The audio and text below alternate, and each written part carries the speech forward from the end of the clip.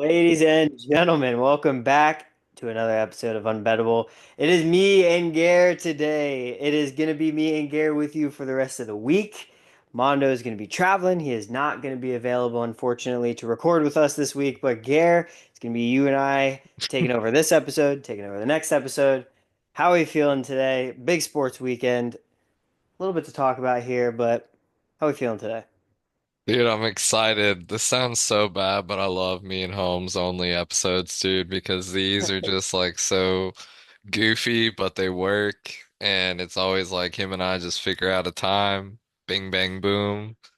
But overall, good day. Had a good day at work.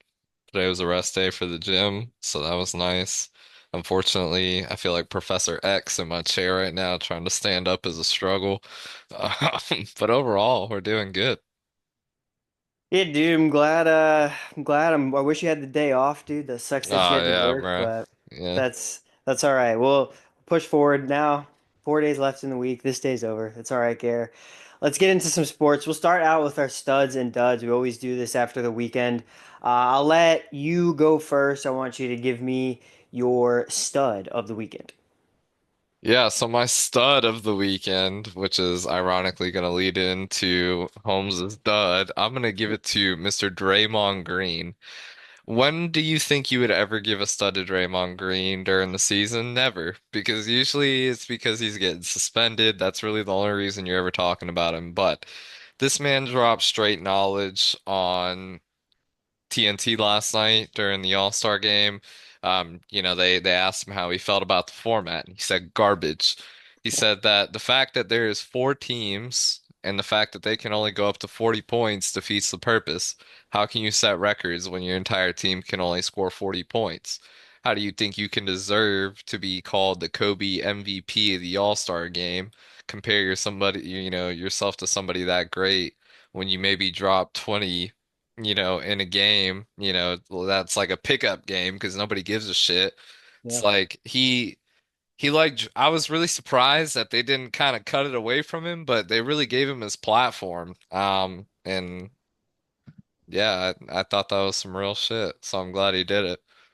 Yeah, I mean, I'm too. I love the pick there because giving him that platform, like I think they want to hear the real opinion from a player and like their actual perspective on it, rather Hmm. than what all the fans are saying about everything. He's actually getting this national platform to talk about how he feels about the whole weekend, and hey, he's not the only one. I'm sure if he's voicing his opinion like this, he obviously must feel confident enough knowing that his guys support him and have his back and feel pretty much the same way as he does. My stud, I'm going to keep it in the realm of basketball, but I'm going to go to college. I'm going to go with Micah Hanlockton, coming back after 11 months, breaking his left leg in the Oh, SEC tournament last year. Comes God. back for his first game this year after we thought he was going to redshirt for the Florida Gators.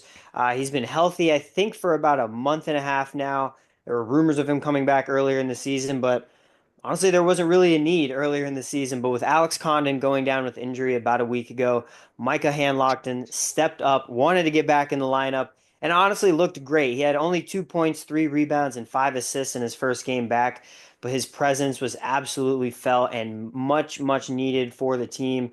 It was awesome to see him back out there. Really, really great that he was able to get his footing again. And it looks like he's going to be a key piece for us going down the stretch into the SEC tournament and then into March Madness as well. Garrett, dud of the weekend.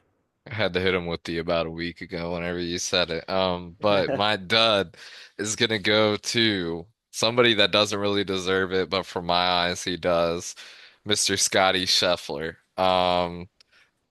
Bro, I was so confident that this was a lock. I threw a 50 bone on Scotty to win the tourney, 50 to win like 300 or no, it was 250. That's what it was.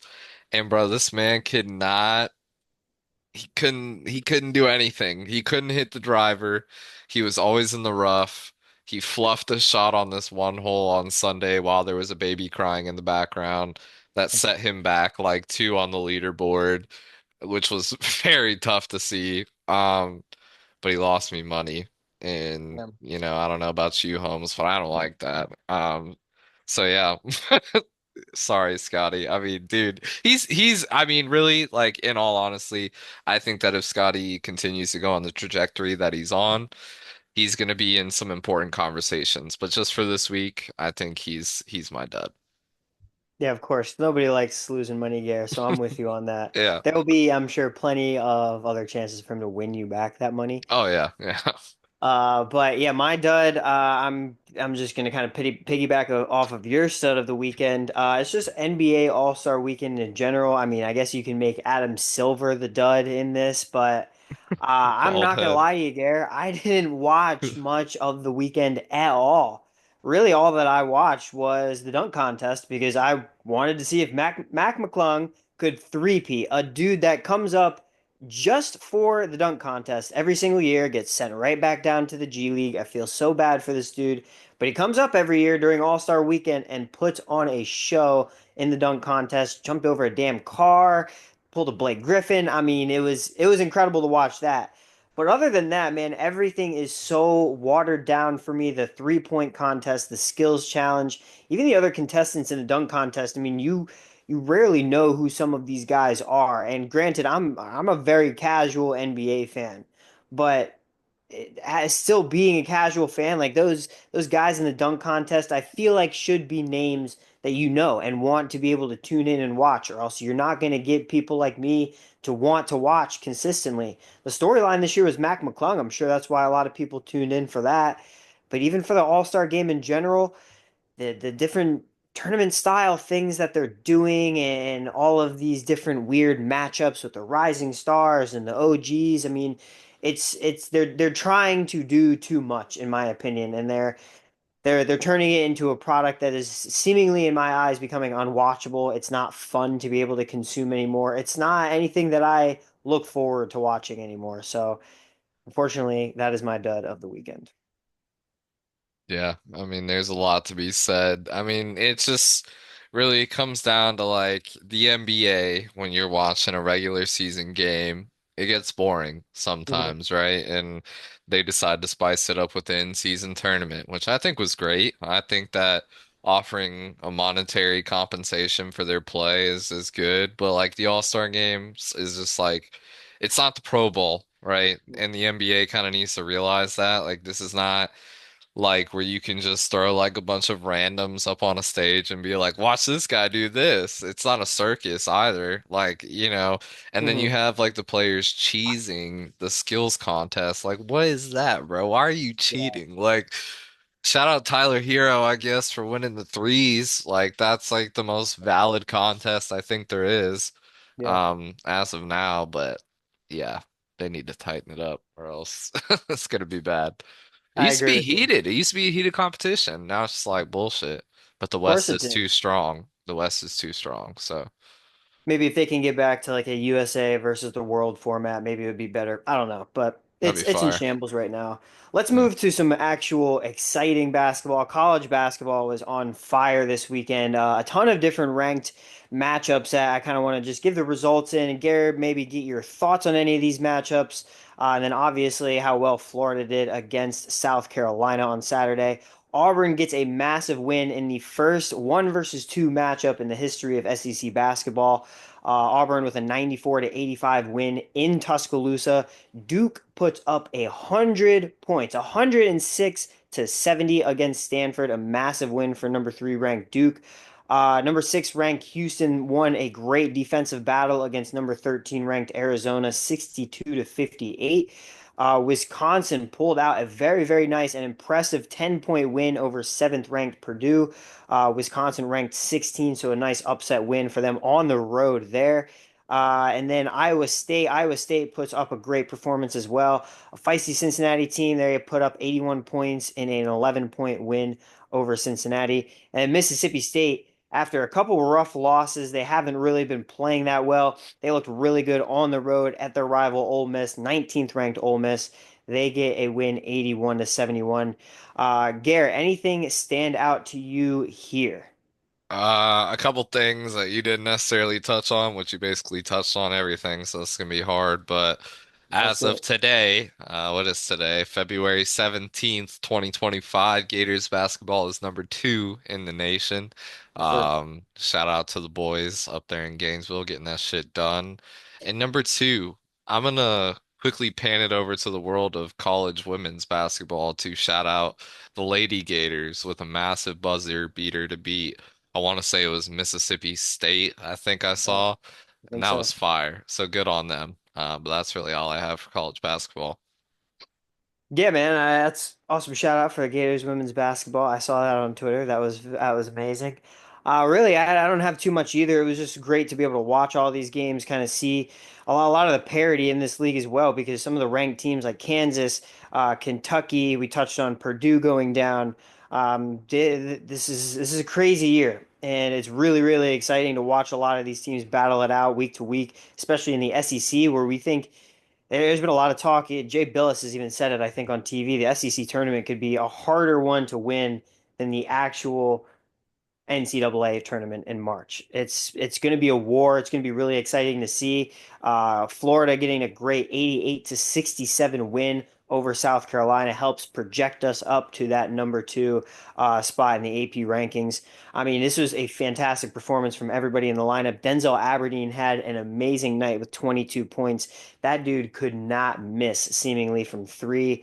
Like I was saying earlier, having Micah Handlocked and back in the lineup to back up Thomas Howe and Robin Chinulu. That was fantastic to have him back, provide us with even more depth. And then Walter Clayton, Will Richard, Elijah Martin back from injury. Obviously, those guys are always stepping up for us, providing great point guard play and shooting guard play. So, Gators, fantastic weekend. Have to be very excited. Let's move now to the world of college baseball. Garrett, I'll let you take the first swing at this because we'll start off with Gators baseball. They had an amazing weekend, swept Air Force. We talked about it last week.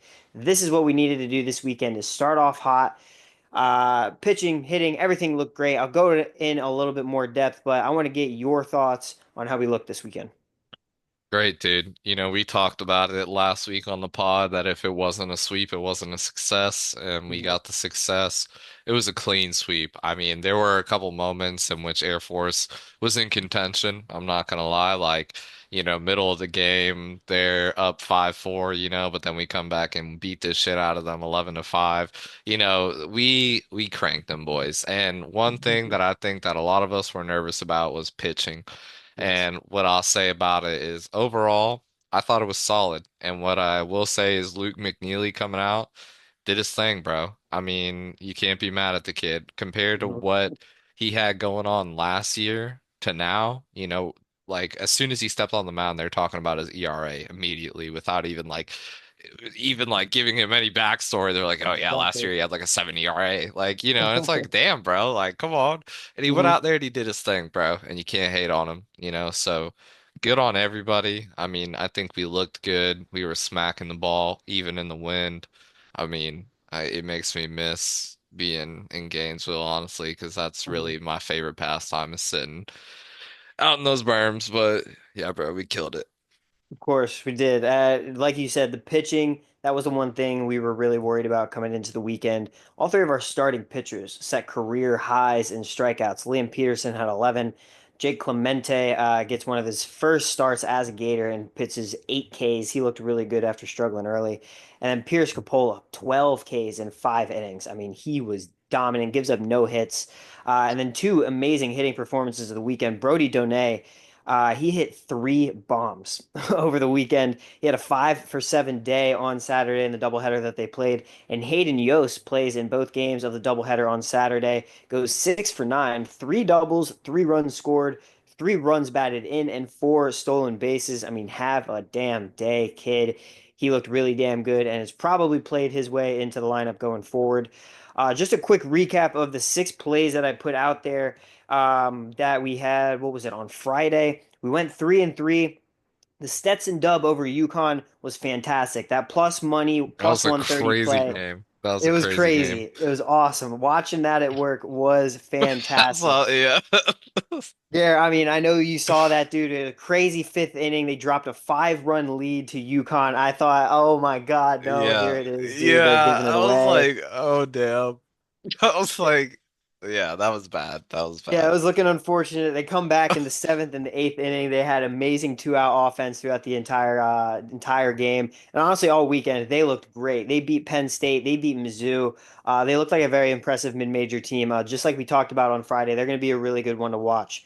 UNC, just like we talked about, man. Jason DeCaro on Friday night. That dude is as advertised. On the bump, he looked confident, calm. He is going to be a force for the UNC pitching staff. We're going to have to be riding them all the time on Friday nights. Their Ugh. lineup was hot out of the gate. I mean, everything about their squad was very, very elite. They swept the hell out of Texas Tech. Texas unfortunately blew that two-leg parlay that we had, a heartbreaking loss to Louisville in extra innings. That's okay. Texas is going to be able to bounce back. Jim Schlossnagle, the coach at the helm. It'll be all right going forward. What? What was that name? Say that again. His name is Jim Schlossnagle. That's a wild name. That's The guy was so wild. He had the Texas A&M job last year, took them to the College World Series, lost, and was like, "Peace, boys. I'm going to coach Texas." And they were like, "Bro, what the hell?" Yeah, he pulled a massive scumbag move. wow. Massive. I mean, with a name like that, you got to. You got to. Yeah, yeah, like actual shithead, right? Oregon State and FSU, they look like wagons all weekend. Jamie Arnold God. was elite, as we talked about on Friday night. He was carving up James Madison.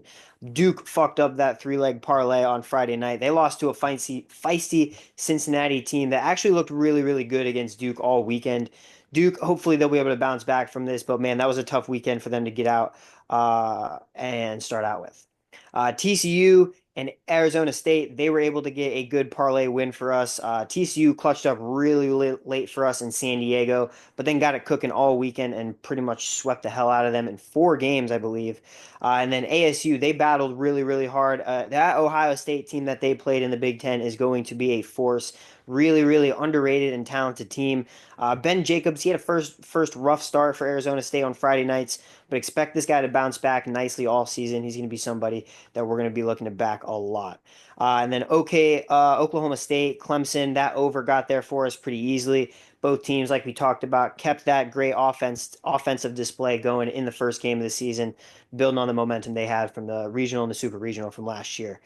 Just a few other notes from the weekend. UC Santa Barbara swept Campbell, excuse me. They looked wildly, I know, yeah, stupid grammar there. They looked wildly impressive all season or all weekend long. Campbell was a really, really good mid-major last year, and UCSB was awesome all weekend. Michigan, another team in the Big Ten. Michigan and Ohio State, they're going to be the teams to watch out for in the Big Ten. 4-0 this weekend. They had an impressive win over Stetson, who we talked about obviously a little bit earlier, and number two ranked Virginia. Massive, massive upset over them on Friday.